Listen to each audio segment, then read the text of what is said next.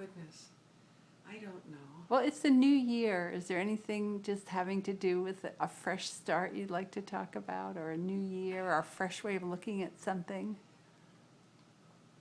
Well, what I was thinking about today was how it used to be that to to search for enlightenment, one would join a monastery or some uh, controlled living conditions, and one would um,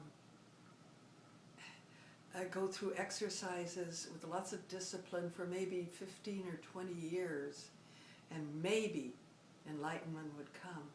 But we're at a stage now in the world where enlightenment is more available now, and there are ways that we can tune into it right now, today, or any day, This moment? this moment.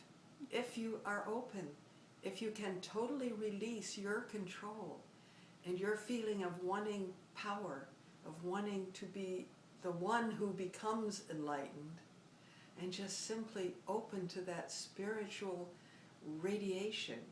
There's more of that radiation in the world now than we've ever had before, and in such a universal way. And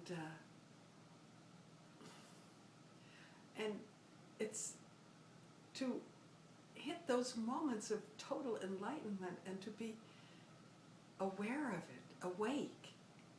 And it's so beautiful, I can't even describe it. There are no words in our language to make it really meaningful. Could you try to give us a little sense of it? What? Could you give us a little sense of what you're referring to in your own experience? Maybe one example? Okay. There's a feeling of unity, of being one with all creation, a feeling of the beauty, the unbelievable beauty of life, a joy that wells up inside and bubbles over, a kind of spontaneous laughter, but it's a joy laughter. Or sometimes it's tears, sometimes it's tinglings running up and down one's back.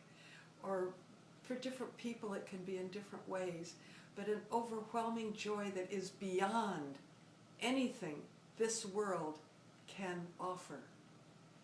And a peacefulness that, like in the Bible it says, a peace that passeth all understanding. It's beyond your head trip of being logical, what logical peace would be. It's beyond that, because it's an inner peace of every cell in the body, of every cell, so to speak, of the spirit, and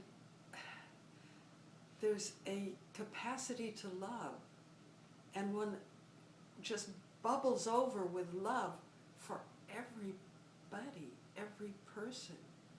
I think of that woman that jumped up to open doors for me, and how at that moment, just feeling this yesterday, overwhelmed with love for her.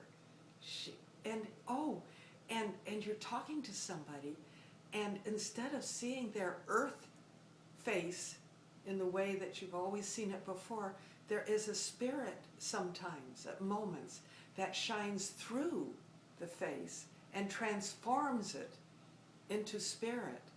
And it becomes something so beautiful, so undescribable. It's like a miracle. And that's part of this too.